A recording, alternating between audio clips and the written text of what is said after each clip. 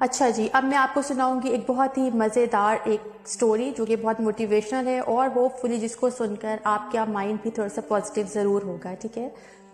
ایک مالک ہوتا ہے اور اس کے گھر میں ایک ملازم کام کرتا ہے، اور ایک دن کیا ہوتا ہے کہ وہ چھٹی کر لیتا ہے، اس کا جو ملازم ہوتا ہے. تو مالک جو ہے وہ سوچتا ہے کہ میں کیوں نہ اس کی سیلری تھوڑی سی انکریز کر دوں تاکہ اس کا جو انٹرسٹ ہے وہ ڈیولپ ہو کام میں نا. تو وہ کیا کرتا ہے کہ وہ اس کی تنخواہ جو ہے وہ بڑھا دیتا ہے، سیلری بڑھا دیتا ہے.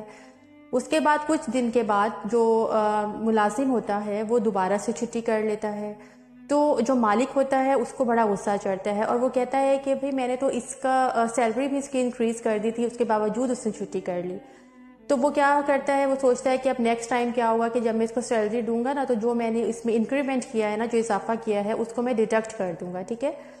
وہ خیر ایسے ہی کرتا ہے کہ جب منتھلی وہ اس کو سیلری پے کرتا ہے تو وہ اس کو پیسے وہ والے نہیں دیتا جو اس نے بڑھائے ہوتے ہیں. تو نوکر تب بھی کچھ رسپانس نہیں دیتا اور چپ کر جاتا ہے. مالک بہت حیران ہوتا ہے، اور مالک اس کو بلاتا ہے اور کہتا ہے کہ بھئی تم جو ہو، جب میں نے تمہاری سیلری بڑھائی تھی تو بھی تم کچھ نہیں بولے، اور جب میں نے اس کو کم کر کے تمہیں دیا، کاٹ دی تمہاری سیلری، تو بھی تم نے کچھ نہیں رسپانس کیا. تو اس کی وجہ کیا ہے؟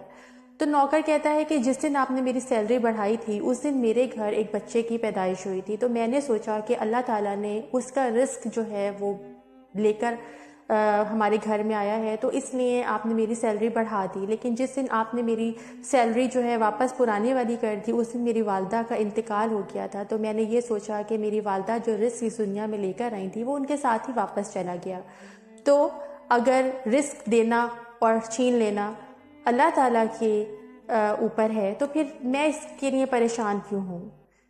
تو اس سے آپ لوگ یہ سیکھنے کی کوشش کریں کہ دیکھیں جو چیز ہمارے ہاتھ میں ہی نہیں ہے تو ہم اس کے لیے فکر مند ہونا جو ہے نا اس کا کوئی فائدہ بھی نہیں ہے. ہاں ہم اس کے لیے کوشش کر سکتے ہیں، اسٹرگل کر سکتے ہیں، اور اپنی لائف کو بہتر بنانے کی جستجو بھی ہونی چاہیے. لیکن ایک حد سے زیادہ جب چیز جو ہے وہ آگے چلی جاتی ہے تو پھر اوبویسلی ہمارا جو ایک ذہنی سکون ہے نا وہ سارا ڈسٹروائے ہو جاتا ہے. تو ہمیشہ اللہ پہ یقین رکھیں، اللہ پہ توکل رکھنا سیکھیں، اور آنے والے کل کی پریشانی کو چھوڑ کر پریزنٹ میں رہنا سیکھیں، اس کی خوشیوں کو انجوائے کیجیے. ٹھیک ہے. کیونکہ لائف جو ہے بہت شارٹ ہے، ہمیں نہیں پتہ کہ کب کیا کس وقت ہو جائے. تو اس لیے جو لمحہ ہے اسی کو بھرپور طریقے سے انجوائے کرنے کی کوشش کیجیے، اور آنے والے کل کی بالکل بھی فکر مت کیجیے.